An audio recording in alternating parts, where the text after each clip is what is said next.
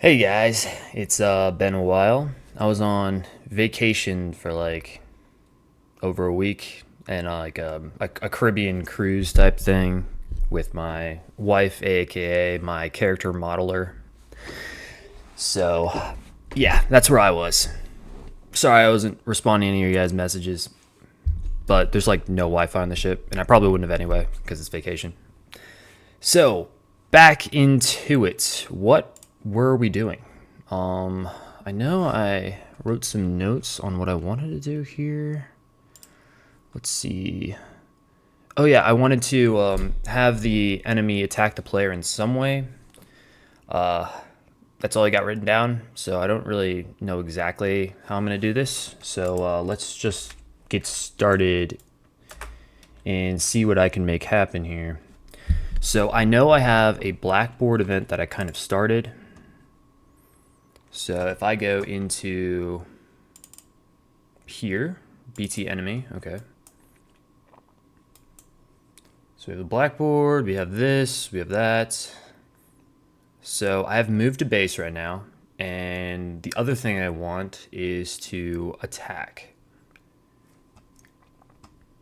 So let's start by, I'm gonna create a new Blackboard key, and it's gonna be a Boolean, and it's gonna be like scene sees player. Oh, I like to add those with a question mark. Let's see. So sees player type bool, and that's all I need to do for that right now. So I have that, and then I want to add this condition to these things.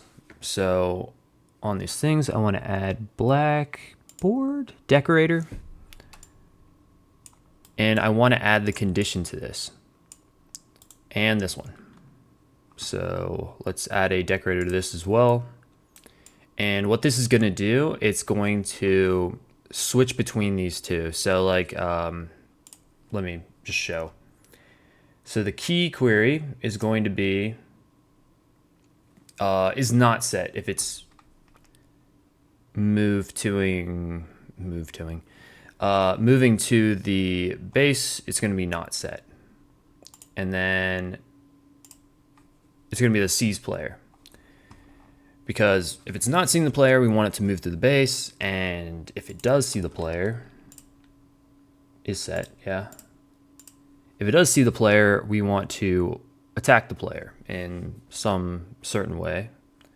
So what we would need to do is create a new, if you click new task, we need to add a new task for attack. Because there isn't as like simple of a thing like move to base option.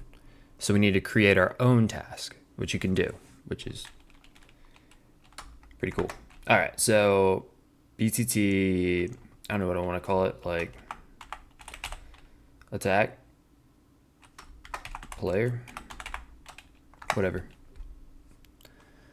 So we now have this event graph here. I'm gonna leave this open over here, but I wanna first drag this in here. BTT attack player.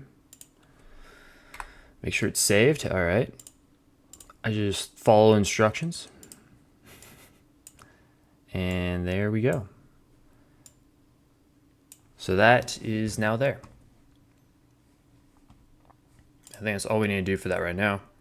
So let's go back to our actual enemy, because right now I don't think the enemy has a pawn sensing, and it doesn't. So it needs that pawn sensing if we're going to have him attack the player or locate the player in some way. So let me add a pawn sensing here. Pawn sensing. And then we have this nice thing, but instead of the 360 degree that we had for the tower, I want it to be more of like a narrowed cone. So instead of this sight radius, we're gonna like shorten it down. like 800 sight radius. And the green is the sight radius, by the way. And the peripheral vision, we can like narrow down to like 70 or something. Got scared for a second there. I thought my mic wasn't on. It's like, oh man, I gotta redo everything. All right, so that's good. I don't care about anything else because I'm not going to use it.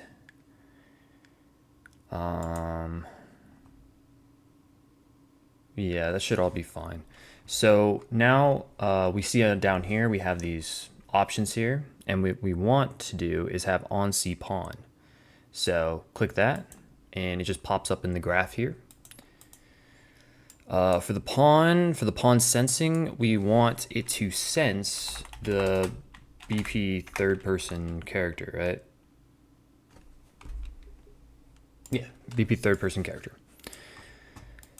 And then, so we want to connect that to the bool that we have within our blackboard. So if we set the value as, I think we need to grab our blackboard first. Let's see, get blackboard. I think it's get blackboard. Target is self, the self blackboard, maybe. All right, well, let's see. So get value as bool, there's two of them. I think it's the blue one because we want it to have an execution pin on it. Green ones look like this. The key name, I'm just gonna do a little promote to variable here. I'm gonna compile it, and then I'm gonna go to my key in my BT enemy, and I'm going to, if I go on Blackboard, if I hit F2 and Control C, copy it so that I can paste it directly in here and there's no spelling mistakes. So if you're gonna do it by hand, make sure there's no spelling mistakes. All right, so that should be good. That's pretty much all you need to do for that, I think. Because you're just controlling that when the pawn sees the player, you are setting this value, the bool value that you have, to on, right? But if you do that, it's not going to be off. So we want to set another value as bool.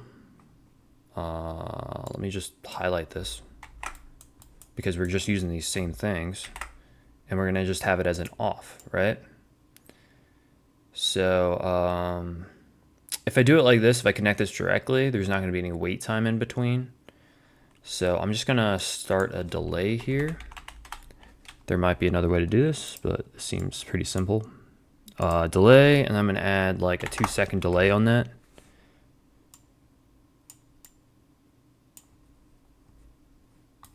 All right.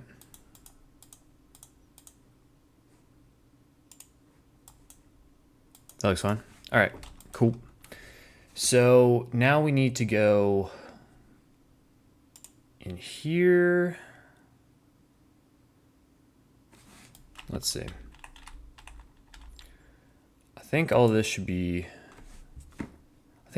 fine. I don't know.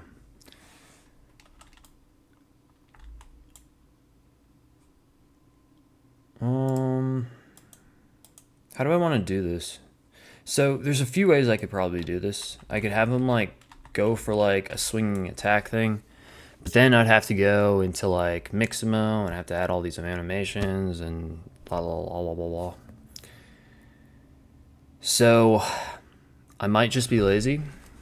You guys can do an animation for like punching and stuff like that, but also it's like easy to like escape like them from punching you, I guess. I guess there's like some things you could do to change that around and make it so that it's like easier to get hit and other stuff. But what I'm going to do is I'm just going to make it spawn a projectile. Kind of like with tower. I might just do a tower projectile. I'm just kind of trying to show you guys how to set up attacking, but you could easily do this with any type of attack that you wanted. It takes a little bit more finagling to do specific types of attacking, but It's essentially the same process. So I am... Why did I just add a boolean, dude? What am I doing? It's not what I meant to do. Go away. All right, I'm gonna add a scene component. So I'm gonna push this out, push it up. It's within its capsule. We can remove collisions there, but it's essentially gonna spawn a projectile at its chest. So, yeah. I'm gonna have it spawn a projectile at its chest. To do that, I'm gonna need to create another projectile. So if I go to my turret, I'm pretty sure, yeah, the projectile's in here. So what I'm gonna do, what did I just do?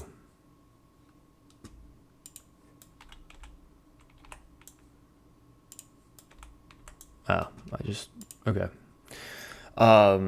So all I'm gonna do is I'm going to take this projectile and then I'm going to copy it into enemy. I'll just copy it in the main folder. I should organize these better. Be more organized than me. Organize better than what I'm doing. All right, so enemy projectile. So this should be the exact same. So what we need to do is we need to change the stuff that's not what we need to fix things. So I'm gonna cast this to a third person character instead. Let me put this here and then just reconnect all the pins here. So we have that. I'm just gonna keep the same emitter, destroy actor.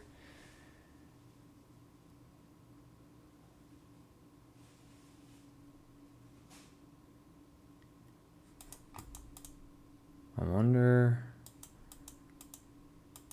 I don't think I need this here. I'm just gonna delete that. Because the damaged actor.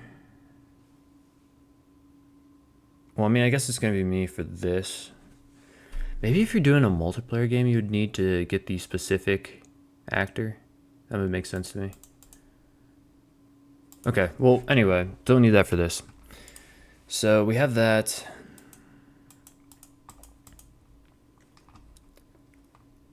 No, it says hit actor here. All right, I need to stop internally dialoguing here. All right, so under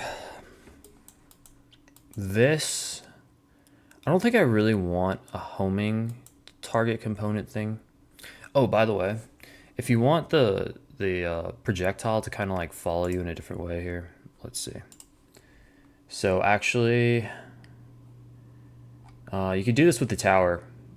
Well, for one thing, there's interpolation, which kind of like smooths out movements.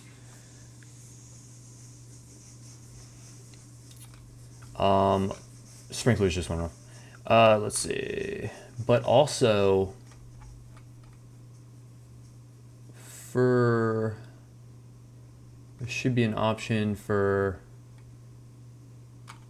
let's see. Swimming projectile, force subbing. Rotation follows velocity. If you have rotation follows velocity, the projectiles look better in terms of like following the player. It kind of like actually follows you instead of doing that weird like side strafe thing. Which, I mean, I could show you guys. Well, I guess I can't right now. Well, it's kind of locked on me right now. Yeah, whatever. Do this if you want it to like follow you, like actually follow you. Anyway, well, it still follows you. Never mind. Ignore what I'm saying. All right, let's say, let's get rid of these things here because I don't really want it to be a homing projectile. I want it to be like a direct shot at me. So let me just reconnect this. A delay of 10 for the projectile life. is fine. That should all be fine, I guess. Okay.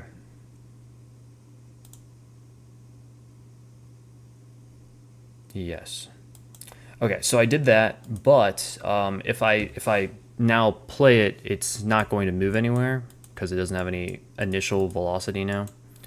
So what you can do is you can just multiply. If I can find my multiply key. And I'm going to change this to a single precision float pin, and I'm going to make this 800. And that's going to have it in like an initial value to go in a direction. Let me just uncheck. Let me uncheck homing. I'm not entirely sure if this matters, but I'm just going to do that for this. And that should be good, I think. Now, we can go back to it. But let's start with the other stuff. So now we have that, and now we want to call an attack here on the actual enemy. So the attack would just be spawning, I think me talking and typing at the same time is a disaster. All right. We want to call the attack from the player, and the attack is literally just going to be spawning the projectile. So spawn actor from class, and that class is going to be the enemy projectile. Enemy projectile. Going to be the enemy projectile, and we want to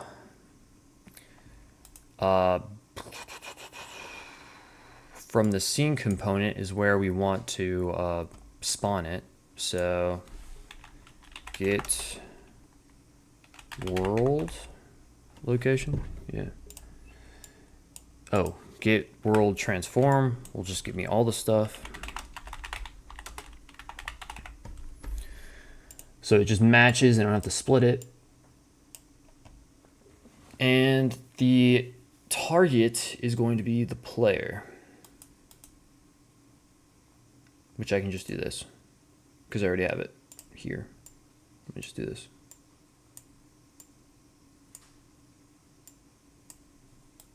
Cool.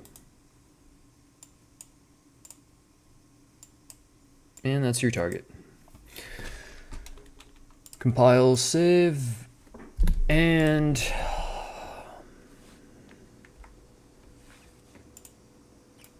I might want to create something like a message for the event dispatcher here, because at the end of this you want to call the attack end because you want to end your thing, and then we can create a custom event off of that and then have the execute or the finish execute.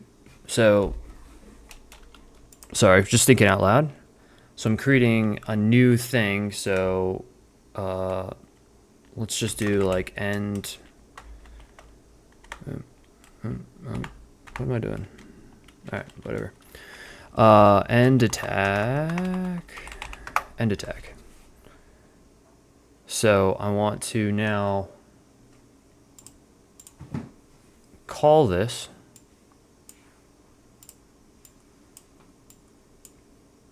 Oops, missed. So I want to call on attack end, and we're about to use that in a second when we go into the BTT attack player.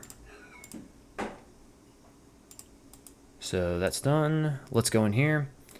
We do the same thing every time when we're going into BTT tasks. You want to receive the execute AI, and you want to finish execute. So let's do receive.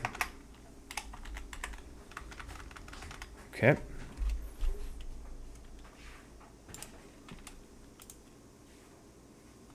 It's just an option. Oh my gosh, there's so many options. All right, let's see. Receive. Am I spelling it wrong? Is it EI? Yeah, it is. I don't know how to spell. All right, cool. Event receive execute AI. And then you want to get your enemy. So your enemy is going to be the controlled pawn. Okay, let's do.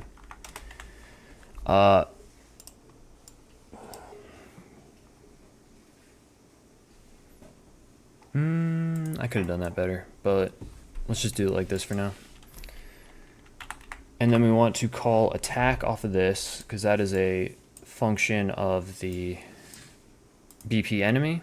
And then after you attack, you want to get to your attack end, like I was talking about before. So bind event to attack, to end attack. End attack, attack end, same difference. All right, so we have that. The target for this isn't going to be self, it's going to be the BP enemy, because self would just be the BTT attack player. Oh yeah, I don't have anything binded to it. So then we want to grab an event off of this. So let's create a custom event. And finish attack. So we want to finish attack off of that. You can hook it up to this little red node here. And it's called an output delegate, a delegate. All right, so you connect the delegates and you want to finish the execute. And then you want to check to make sure like that is a success. It is now done. You finished execute. So compile, save that. And now that you've done that, you want to create a separate key. Let's go over here again. We want it to kind of like move to the player as well, I guess, is what we're trying to do. So we need like a move to player option. But in order to do that, we also need a player button. So let's create a key for this, make it an object. Let's make it a player. Key types object. You essentially just copy the same settings as your like target over here. Just make it an actor because the player we're going after is going to be an actor. I think the third person character is an actor. So let's do that. So the base class is going to be actor. And then you go back to behavior tree. And then we're going to add a move to option.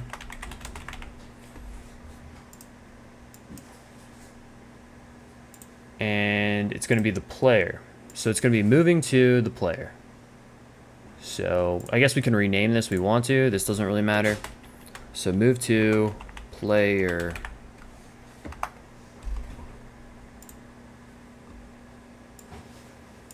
And let me do like a wait timer in between. Wait. 0.5. I'm not entirely sure it's completely necessary, but I'm adding this anyway. So it's going to move to player. It's going to wait 0.5 seconds, and then it's going to attack the player. And that's kind of all I want for that thing. So now we need to go back into the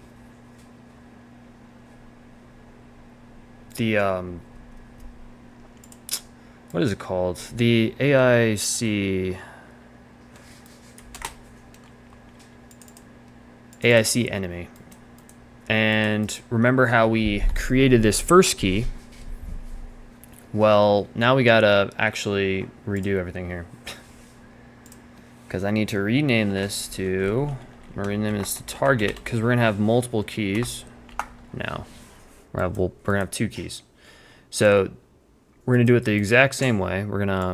I could probably just copy this. Yeah, I can probably just copy this. And I'm gonna paste it over here. I'm gonna delete this. And I'm just gonna attach this here. This, instead of being the BP base for the object value, we're going to instead do get player character. And we're going to attach that there, promote this to a variable, and we're going to change this name to the player. Player. Oh. Compile, save, and then this new target here, like this one says target. This is going to be player. If you want to make sure that it's right, go over there and copy it directly, but I'm pretty sure I can spell this. So I hit player in there, and that's all we need to do for that. So essentially you're just binding this value object player to the player character so that it will chase you, because that's the only thing it's connected to. And then the projectiles will fire at you when they get close enough to you. So let's see how that works. So I'm just gonna hit enter.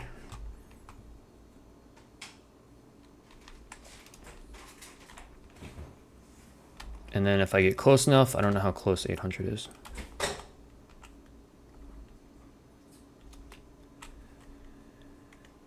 And they didn't chase me at all. All right, let's see.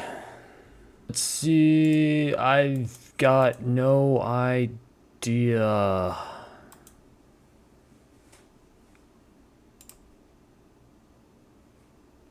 Oh.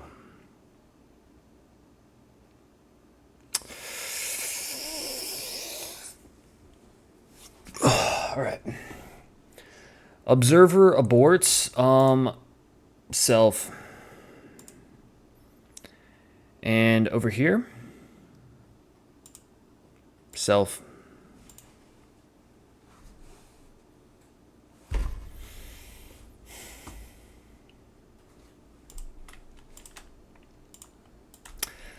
So stupid, so stupid. All right.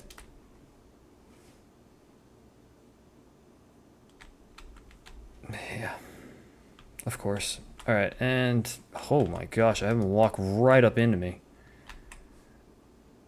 Huh? Also, his projectiles are going backwards. Holy crap, what did I do?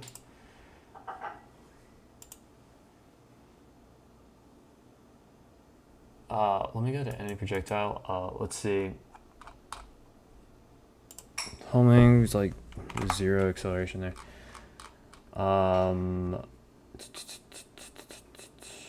Why is this not firing in any direction? Multiple by 800. That's the actor location. From and to. Oh, I put this in the wrong spot. Goodness gracious, I'm doing all the wrong things. This is supposed to go right here. Multiply that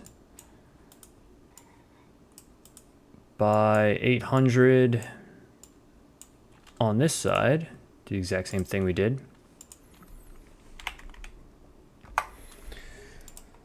So that should be good.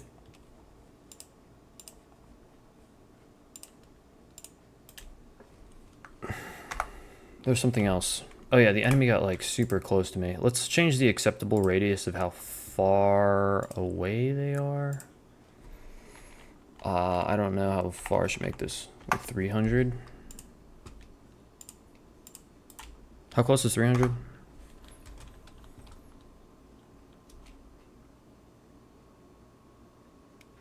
All right, let's see.